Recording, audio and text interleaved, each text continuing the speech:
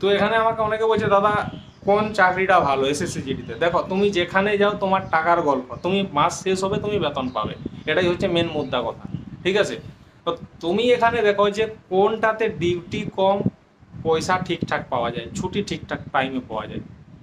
শুধু নাম দেখে করে আমি চলে গেলাম, গিয়ে দেখলাম যে সেখানে বেতন তো পাচ্ছি, ছুটি কম, ডিউটি বেশি, তাহলে কি হবে? সেখানে কষ্ট হবে।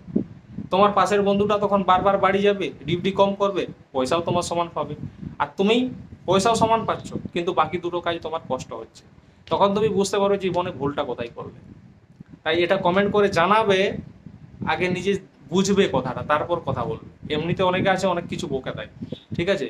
পাওয়ার কম বেশি বলে কিছু না, প্রত্যেকের জায়গায় সমান অধিকার। তুমি ভাবছো যে বিএসএফ এর বিশাল পাওয়ার, পুলিশের পাওয়ার নেই? তুমি একটা পুলিশকে যাও, একটা আমাদের সাধারণ সেবিক পুলিশকে তুমি তার গায়ে হাত দিয়ে দেখাও, দেখো পরের দিন তোমার অবস্থাটা কি করে।